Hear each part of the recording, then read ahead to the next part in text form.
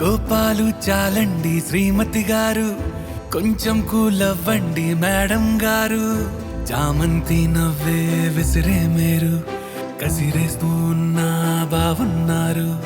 సరదాగా సాగే సమయంలోన మరిచిపోతే బాధ కబురు. వద్దు అంటూ ఆపేదెవరు? కోపాలు చాలండి శ్రీమతి గారు, కొంచెం కూలవ్వండి మేడం గారు.